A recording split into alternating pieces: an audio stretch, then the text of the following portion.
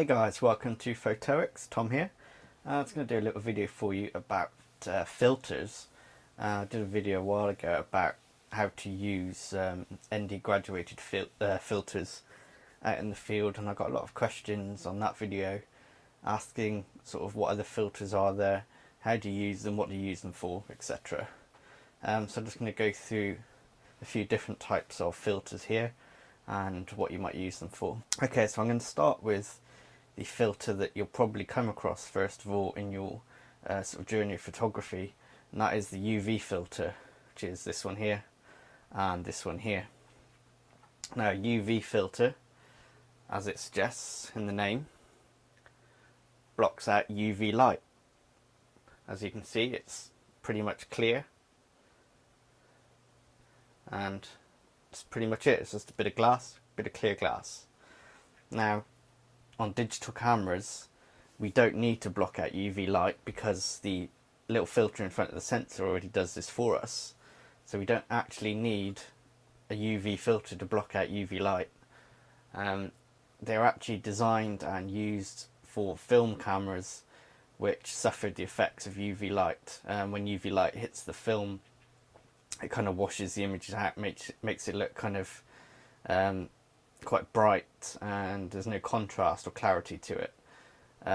So in film days these were used a lot, and for some reason now they seem to be sold to people, especially newer people buying digital SLRs, as sort of the must-have accessory. The reason for this is if you go to a camera shop and buy a DSLR, they actually don't make a lot of money on that sale, so they'll kind of try and throw in all these different accessories which they make a lot of money on. Something like this probably costs about 50p to make in the UK, and they'll probably sell this for £4 or £5. So obviously there's a big markup there for them. So if you are considering buying a DSLR from a shop and you go in and they try and sell you one of these, I'm not saying don't get it, but just beware. You don't need it. The only reason that you might have one of these is to protect the front element of your lens. I know this causes big arguments on photography forums. I personally do not use these, and I never have. The protection argument kind of stands up. The only time I might consider using one is if I was shooting a rally or something like that and there's danger of rocks coming towards the lens.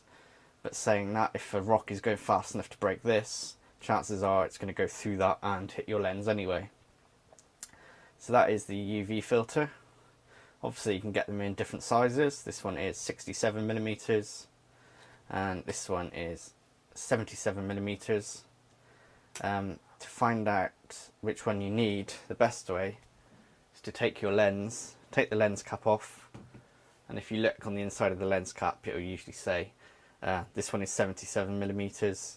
If it doesn't say on the inside of the lens cap, quite often it will say somewhere on the inside of the lens itself. Make sure you buy the correct size for your lens, otherwise obviously it won't fit. The next type we have here is the Skylight filter. Now again, these were designed for film cameras, and they would kind of enhance the sky basically. They would cut out certain light colours and they would enhance the colour of the sky to make a more pleasing image. Again, in DSLRs we don't really need these, so again these are just used for protection. Some people prefer to use these over a UV filter. I don't know if you can pick it up there on the camera, but there is a slight, see if I can get it on the wall, there is actually a slight colour cast with this. You can see just by looking at the actual glass, there's a slight kind of orangey tint to it. So obviously that will come out on your images when you're shooting, so they're not perfectly clear like the UV filters are. Okay, the next one that I want to talk about is the polarizer, or the circular polarizer. This is my main one that I use. It's made by Kood. Again, it's 77mm, and you'll notice with this one is it actually has a twisting front on it. Now what a circular polarizer does is it actually combines different light as you turn it, and it sort of combines different light waves. And what this means is it can actually cut reflections out of glass and off of water and any other non-metallic surface. So these are brilliant when you're shooting landscapes with water, or if you're shooting cars, they can sort of block out the reflections from the glass. And they're also really good for darkening blue skies and making white clouds kind of pop out a lot more. It gives them a lot more contrast.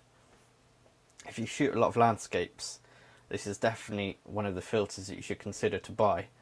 And this is sort of one of the filters that you can't really reproduce in Photoshop. Obviously, if you've photoed something and it's got a reflection in it, you can't get rid of that afterwards. So with a polarizer, you can actually kind of minimize the reflections. Now with a polarizer, you actually lose up to 2 stops of light when you fit it. So bear that in mind, that your shutter speeds will be a lot slower when you have a polarizer on the camera. Okay, so this is my main one. That's made by Kood. This is my other one that I use occasionally, made by Hoya. This is the Pro 1 Digital.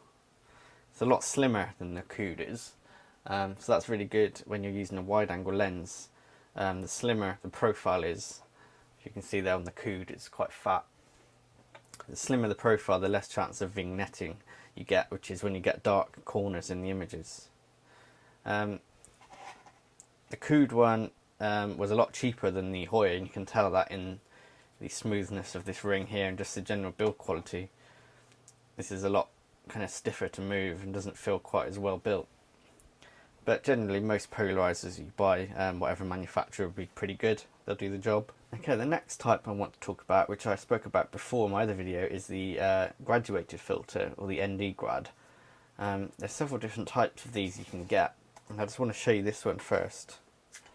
This is what we call a screw-in ND grad, and you can just see there, if I hold it up to the wall, you can see that the top half is actually darker than the bottom half. Now we'd use this to lessen the exposure in a bright sky or a bright foreground, if the foreground's brighter if you turn it around.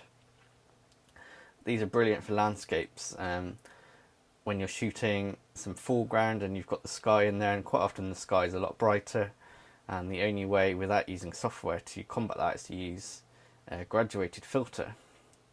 Now you'll see again this one also turns, which means that you can actually position this graduation any way that you want. Again, this is only a cheap filter, so this is actually really stiff to turn. Now these are good, they're a lot cheaper than the slot-in type that I'll talk about in a minute. But obviously the problem you get with these is you're very limited in your composition. When this is attached to the lens, and you can see the graduation line across the middle there, the only way of moving that graduation line is by moving your lens.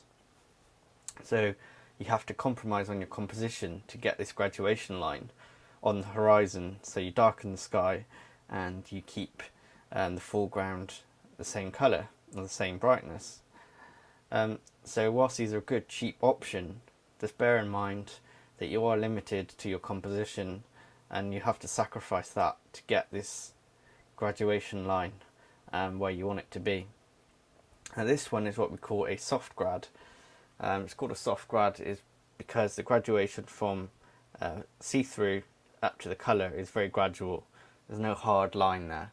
So these are really good for when you've got buildings or trees or other obstructions in the way of the graduation. So you can use that for pretty much any sort of normal landscape. Here's another example of a ND grad. This is the slot-in type that I've spoken about before. As you can see, it's a big rectangle, and you can see the graduation coming down there. You can just see it on the wall there. This is actually a very light one. This is what we call a 0.3. Which lets through a normal amount of light down here, and as it graduates up it cuts out 1 stop of light. You can get these in many different strengths, from 0.3 to 0.6, which is 2 stops, and the strongest one that I've got here is the 0.9, and you can see there the top half is a lot darker than the bottom half. Now these are really good because unlike the circular ones that screw into the lens, these actually fit into a holder in front of the lens, and you can actually slide them up or down within the holder without moving the lens.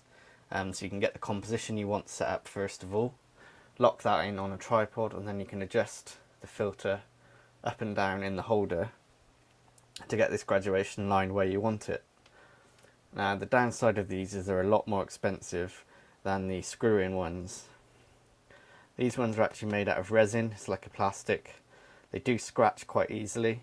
I don't know if you can see, but they're scratched on the sides where they slot into the holder. But they're really good, especially if you shoot a lot of landscapes. They're kind of one of the most useful filters you can buy. You can replicate their kind of performance in Photoshop or in Lightroom, but I think it's always better to try and get it in camera as best as you can. So this is the soft grad. As you can see, it graduates out soft. Now if I get this is the 0.9 hard grad. If I put them side by side, you should be able to see the difference in them there. And the hard grad, you can see it's a lot darker all the way down to the middle, and then it kind of stops quite abruptly. Whereas on the soft grad, even though it's the same strength as this, it gradually fades out, and you've only got that darkness at the sort of top third of the filter before it starts to fade out. The downside with hard grads is if you have a building or trees or anything above this line, it's going to darken that as well. So these are only sort of really good for seascapes or on circumstances where there's nothing too major blocking the view, if you like. I do, however, use these on most of my landscapes because on digital format it's not as pronounced as it would be on, say, medium format. If I was to buy just one type, hard or soft, I would probably recommend hard. I think they're more useful. You just have to be a lot more careful when you use them. Make sure that the graduation part is not blocking too much, because it will show up, and it's kind of, you can't really change it once you've taken that shot. It's hard to explain sort of sat at a desk, and the weather here is a nightmare, and I don't have a camera. If you saw my last video, my D700 is broken at the moment, so I can't show you exactly what I mean. But just even now, if you look, if I sort of get half of this orange filter, you can see there covered by it. If you think that was a building, that's what it would do to a building on a landscape. So you'd have to make sure that you get that graduation above any buildings or stuff in the foreground. These particular ones are made by Lee, and they're a British company. They're considered one of the best, and they are very, very expensive. Just for this alone is probably about £60, £60 to £80 just for one. You can buy them in kits. I bought this one, soft set, as a kit. I paid about £150 for them. I think you can get them now for about £170. So they are very expensive, and you need the holder, and you also need the adapter ring. You can see details on that on my other video, which I'll link to in the bottom. So it's a very expensive way of doing it, but it's probably the best way of doing it. As I said, the circular ones aren't ideal. Because that's the main type of filters that you'll come across in your everyday shooting. You can get different coloured graduated filters. You can get other ones, sunset filters, which are usually kind of red, which bring out the reds in a sunset. Or you can just get different coloured ones for different effects. But these are the main ones. These are just normal graduated ND filters. Another type you might come across, which I don't actually have an example of, is just a standard ND filter. Sorry, it's identical to this, except instead of having a clear part, it'll be dark all the way across. So it's basically just two of these stuck together. You don't have the clear part, and they are used for reducing shutter speeds. When it's really bright outside and you want to get a really shallow depth of field, you can use an ND filter to block out light. They're basically like sunglasses for the lens. They're also, if you buy the really strong ones, commonly referred to as 10-stop filters, you can get that really nice milky water effect because it shuts down all the light coming into the camera and gives you a really long shutter speed, up to a few minutes in some circumstances. So that's graduated ND filters, normal ND filters, polarizers, UV filters and skylight filters. And now we start getting into the more specialized type of filters. This one I have here I bought a long time ago when I first started photography. It's made by Kokin. As you can see, it's very orange. I don't know if the camera can quite pick it up, but it's kind of textured. And then in the middle there's kind of a eclipse shape, which is not textured. This is actually called a soft focus filter. Again, going back to film days, these were used a lot for specific portrait effects. So what you would actually do is you'd set this up on your camera, you compose the image, so the person's face filled this clear part here, the non-textured part, and then the rest of the image would be sort of covered by this pattern that's sort of engraved onto the filter, and that would give you kind of a soft focus effect where the person's face would be sharp and then the rest of the image around it would be kind of all blurred out and all kind of funny. It's a very specific effect. It is possible to do a similar thing in Photoshop, so as such these aren't really used a great deal anymore, but it's a fun thing to have for experimentation. This one again is made by Kokin, and I don't know if the camera can pick it up, but it's kind of got loads of dimples in it. It's actually raised on this side. It's just got all these dimples in there, and what this actually does is if you point it towards a light source like street lights, it will actually cause them to starburst. This is called a starburst filter. Again, you don't see them used a lot, but they're quite a fun little thing to have. I mean, I wouldn't use it all the time, but if you're shooting, say, a street scene, and you want the street lights kind of star out, it's a really good way of doing it. These were only cheap, they're only a few pounds each, so the quality is not brilliant and they will degrade your image quality a bit, but for a fun little thing to try, it's well worth it. Again, with these you need a certain holder and adapter ring. You can buy the Kokin sets, they're really cheap now. And this is what we call a Kokin P. It's slightly bigger. The Kokin A is slightly smaller. This is kind of good for most digital SLRs, is the right sort of size. So that's a fun little effect filter. So basically that's it. That's the majority of filters that you'll come across. There are different types, there are more, there's literally hundreds of different types. That's the main sort of group. This group here is what we would call protection filters. These ones here are circular polarizers, and then these ones up here are graduated filters. So you can kind of group them up into different categories. If you have any questions about different filters, please just drop a message in the box below and I'll try and help you out. As soon as I get my D700 back, I'll actually try and take some of these out somewhere and show you exactly what they do. I mean, it's hard to kind of demonstrate sat at a desk exactly what they do. So as soon as I've got that, I'll do another video on them. And I hope it's helpful, and see you all soon.